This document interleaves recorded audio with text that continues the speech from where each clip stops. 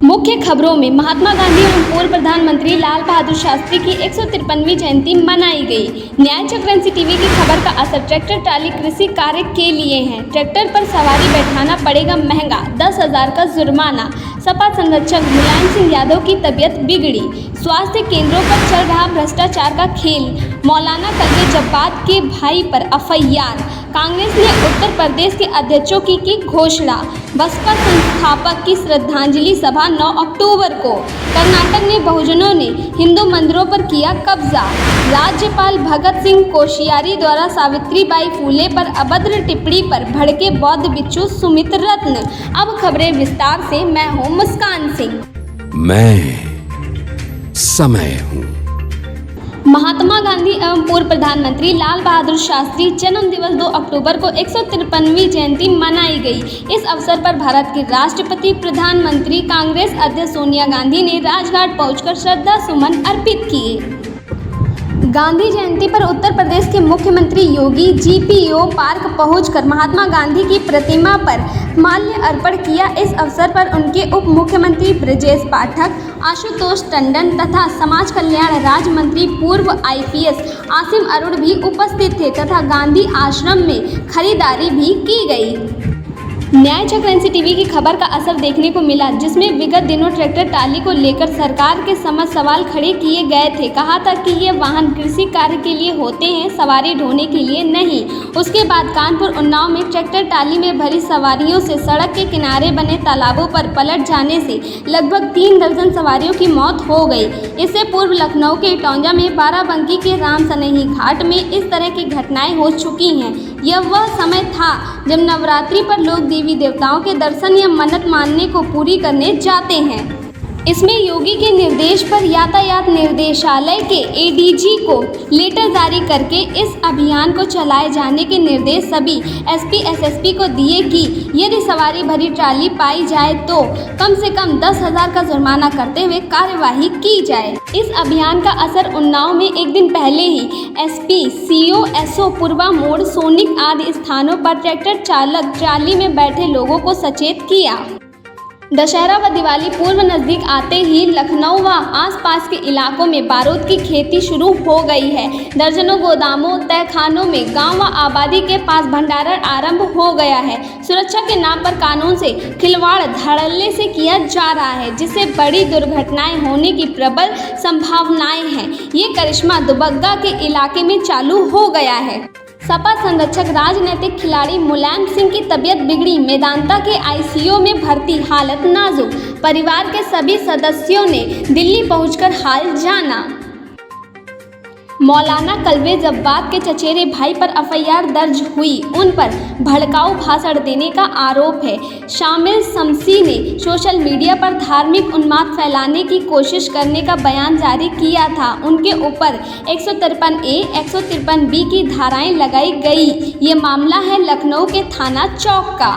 भाजपा सरकार में स्वास्थ्य विभाग को लेकर बड़े बड़े दावे किए जाते रहे हैं। इतना ही नहीं, डिप्टी सीएम के औचक निरीक्षण को लेकर तमाम प्रकार की चर्चाएं भी सामने आई, लेकिन स्वास्थ्य विभाग का महकमा सुधरने का नाम ही नहीं ले रहा है, जिससे आए दिनों गरीबों को मौत का सामना करना पड़ता है। ये हाल लगभग यूपी के सभी जनपदों का है।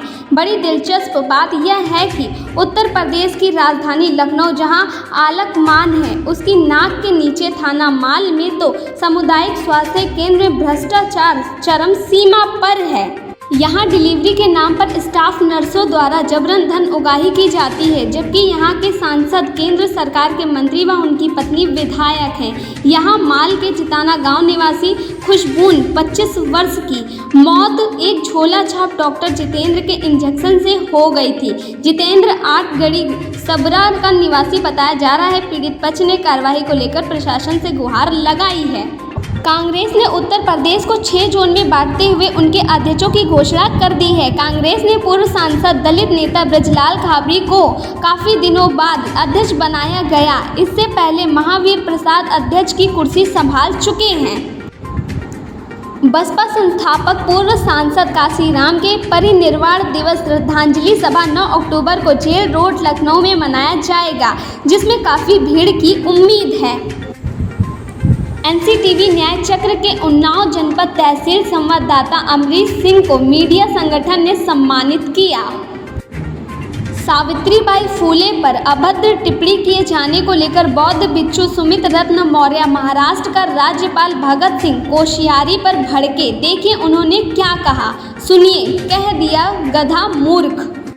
सम्मानित मुल्क के मालिकों, मैं बौद्ध भिक्षु सुमित रतन अभी महाराष्ट्र के राज्यपाल भगत सिंह कोश्यारी जी ने बहुजन आंदोलन के मसीहा, बहुजन आंदोलन के वाहक राष्ट्रपिता ज्योतिबा फुले और माता सावित्रीबाई फुले पर बहुत ही अभद्र टिप्पणी की है और उनकी इस अभद्र अशोभनीय टिप्पणी से यह दर्शाता है कि आदरणीय राज्यपाल महोदय पागल हो गए हैं, उनको इलाज की जरूरत है और वह मानसिक दिवालिया हो गए हैं। उन्होंने जिस मजाकिया अंदाज में, जिस जादूगरी में टिप्पणी की है, उससे लगता है कि वो राज्यपाल होने लायक ही नहीं है।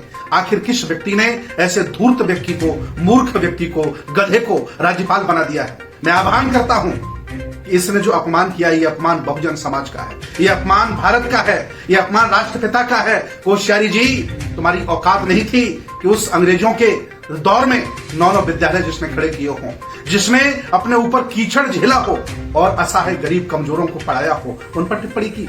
और वैसे आप उनके बचपना की टिप्पणी कर रहे हैं कि उनकी बचपन में शादी हो गई।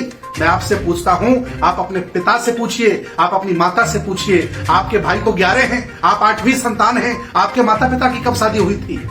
जब भारत पढ़ा लिखा नहीं था, तुम्हारे गुरुकुल की वजह से, तुम्हारे ब्राह्मणवाद की वजह से, तुम्हारी अज्ञानता की वजह से, क्योंकि तुमने शिक्षा के दरवाजे बहुत लोगों के लिए बंद कर दिए थे। उस समय बाल विवाह होते थे, बचपन में शादियां हो जाती थी। ऐसी टिप्पणी करके आपने ये दर्शा दिया है कि आप मेरिट वाले नहीं हैं, थोपे गए नेता हैं, आप बनाए गए नेता हैं। वैसे कोश्यारी जी, मैं आपको बता दूं, जिस पाठशाला से आप आए हो, उस पाठशाला में कोई ऐसा महापुरुष नहीं है जो सावित्रीबाई फुले के बराबर बैठता हो, ज्योतिबा फुले के बराबर हो, जिन्होंने इतना संघर्ष करके देश को क्या नहीं दिया। आज उन पर अभद्र टिप्पणी कर रहे हो, तुम्हें शर्म आनी चाहिए, तुम्हें पानी में डूब करके मर जाना चाहिए। तुम्हारी हिम्मत कैसे हुई देश भारत को गाली देने की, बहुजन समाज को बुरा भला बोलने की। मैं आह्वान करता हूं बहुजन समाज के लोगों, घर में, मोहल्ले में, गली में, चौराहे में, बुद्ध विहार में, अंबेडकर पार्क में कोश्यारी के पुतले जलाइए। इसको एहसास दिलाइए कि तुमने बहुत गलत किया। हालांकि वो इसलिए बोल गए हैं क्योंकि वो जानते हैं कि ज्योतिबा फुले की मानने वाले, सावित्रीबाई फुले को जानने वाले इस समय बेहोश हैं, आखंड जातिवाद में डूबे हैं, अभिमानी हैं, घमंडी हैं, ये कुछ कर नहीं सकते हैं। इसलिए कोश्यारी की हिम्मत हुई अभद्र टिप्पणी करने की। तो कुछ भी बोलने से पहले 100 बार सोचता।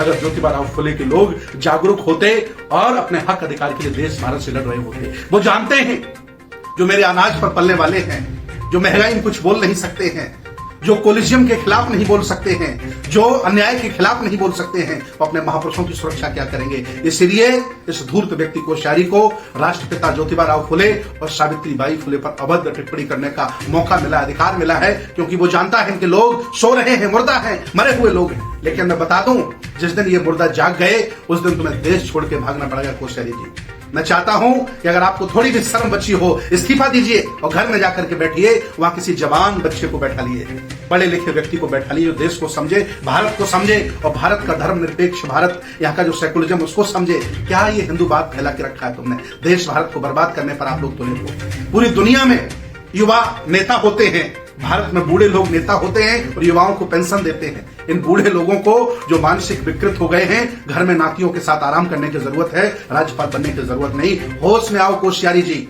जिस दिन ये समाज जाग गया, तुमको दौड़ा दौड़ा करके पीटेगा और तुम्हें देश से बाहर खदेड़ देगा। ये देश तुम्हारी जागीर नहीं है, ये बहुजन समाज के राजा महाराजाओं ने ये देश बनाया है, अपने खून पसीने से सींचा है। तुम्हारी हिम्मत कैसे हुई ज्योतिबा फुले, माता सावित्रीबाई फुले पर अभद्र टिप्पणी करने की? शर्म करो, शर्म करो, डूब मरो पानी में। और मैं आज आह्वान करता हूं, हर जगह विरोध होना चाहिए। सोशल मीडिया पर डीएम को ज्ञापन दीजिए, राष्ट्रपति को ज्ञापन भेजिए, प्रधानमंत्री को ज्ञापन भेजिए, ताकि मुर्मू जी को शर्म आ जाए। हालांकि मुर्मू जी को कुछ बस का है नहीं। अगर ये बाकी जिंदा होते, आदरणीय राष्ट्रपति मुर्मू जी अगर बाकी जागरूक होती, इस बयान पर राष्ट्रपति इस बयान पर राज्यपाल को निलंबित कर देता, बर्खास्त कर देता। लेकिन हिम्मत नहीं है। फिर भी मैं आह्वान करता हूं, हक अधिकारियों के लड़ो। नहीं तो आज ये तुम्हारे महापुरुषों को बुरा भला कह रहे हैं, कल ये तुम्हारे घर में घुस के तुम्हें मारेंगे और घर से निकाल देंगे। इस वीडियो को शेयर करिए ताकि इन पर आपकी क्या राय है, अपने सुझाव में कमेंट बॉक्स में देना ना भूलें। तब तक के लिए देखते रहें न्याय चक्र NCTV। धन्यवाद।